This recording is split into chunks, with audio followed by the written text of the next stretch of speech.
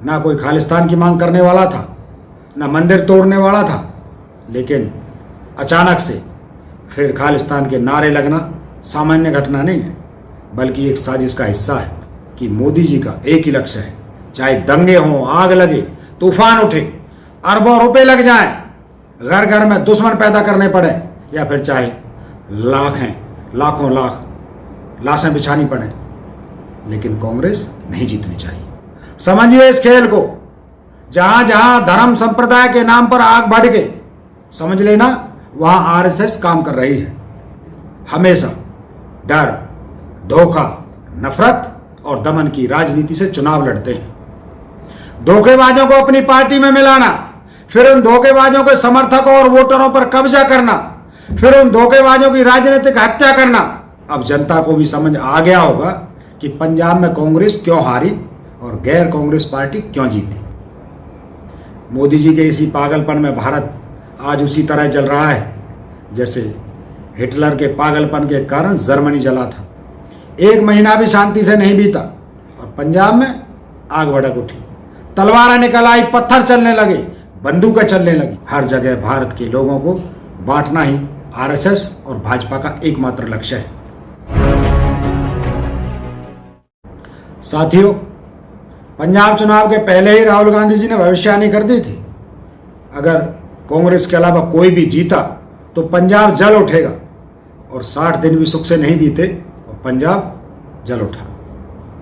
जब तक कांग्रेस की सरकार थी, ना कोई खालिस्तान की मांग करने वाला था, ना मंदिर तोड़ने वाला था, लेकिन अचानक से फिर खालिस्तान के नारे लगना सामान्य घटना नहीं है, बल्कि एक साजिश का हिस्सा है। पंजाब में मुसलमान ना के बराबर हैं, इसलिए वहाँ सिख हिंदुओं के दुश्मन बताए जा रहे हैं। मेरे देशवासियों, समझिए इस खेल को।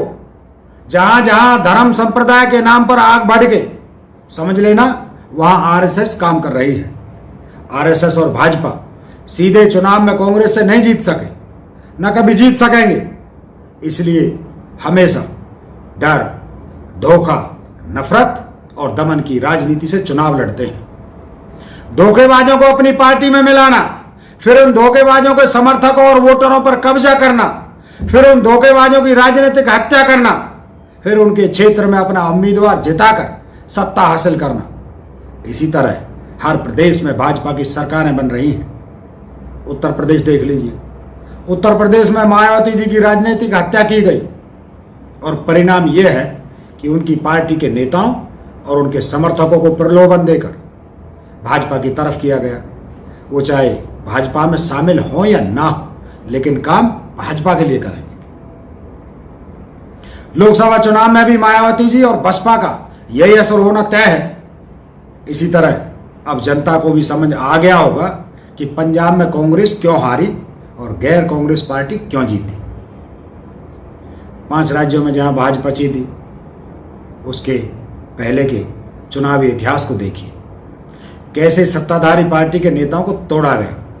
फिर जब विधायकों की संख्या ठीक हो गई, वहाँ वो जीत गए। जहाँ नहीं थे वहाँ कोई और जीता, लेकिन कांग्रेस कहीं नहीं जीती। ऐसा हुआ कैसे?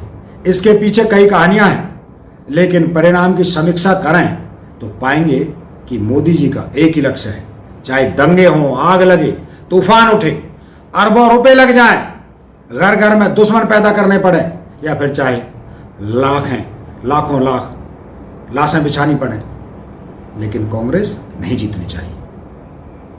मोदी जी के इसी पागलपन में भारत आज उसी तरह जल रहा है जैसे हिटलर के पागलपन के कारण जर्मनी जला था और दुनिया भर में 5 करोड़ लोग मारे गए। 1 महीना भी शांति से नहीं बीता और पंजाब में आग भड़क उठी, तलवारें निकल आई, पत्थर चलने लगे, बंदूकें चलने लगी। कारण क्योंकि वहाँ भाजपा सरकार नहीं बन सकी और एक कमजोर पार्टी को सरकार देकर पंजाब को भी उत्तर प्रदेश, मध्य प्रदेश और गुजरात जैसे सांप्रदायिक खेल शुरू कर दिए। हर जगह भारत के लोगों को बांटना ही आरएसएस और भाजपा का एकमात्र लक्ष्य है, जो अंग्रेजों के ही भारतीय प्रोडक्ट हैं। ये लोग जहाँ सीधे नहीं जीत सकते वहाँ पहले कमज़ोर और लालची लोगों को अपने साथ मिलाते हैं, उनसे धोखा करवाते हैं और फिर उनकी राजनीतिक हत्या करके सत्ता पर काबिज हो जाते हैं। और अगर आदमी फिर भी कब्जे में ना आए तो आप जानते ही हैं, मध्य प्रदेश के व्यापम घोटाले में मारे गए दर्जनों अधिकारियों की आत्महत्या से आप अंदाज़ा लगा सकते हैं कि ये भाजपा एक नरभक्षी पार्टी है जो लोगों को आत्महत्या करने के लिए मजबूर कर देती है। आप पार्टी का भी वही असर होने वाला है।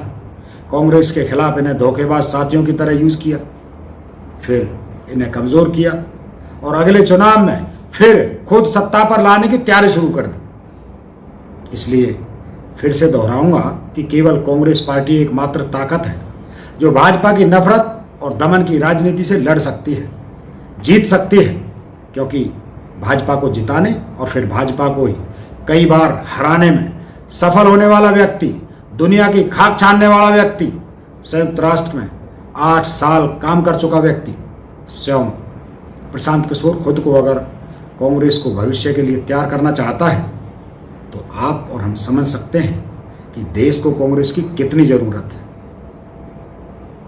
आखिर में अपने हरियाणा के साथियों को कहूँगा कि 1000 मतभेद हों हमारे एक दूसरे से, लेकिन कभी दंगे मत होने देना। हमारे हरियाणा की भूमि पर हम कुरुक्षेत्र जैसा ऐतिहासिक कलंक सीने पर लिए जी रहे हैं। अब हरियाणा को अपने ही बच्चों की लाशें देखने पर मजबूर मत करना। 36 बिरादरी एक होकर प्रेम और भाईचारे से हरियाणा के साथ देश की उन्नति में एकजुट रहें। हाथ जोड़कर यही विनती है। जय हिंद, जय हरियाणा, जय गौ।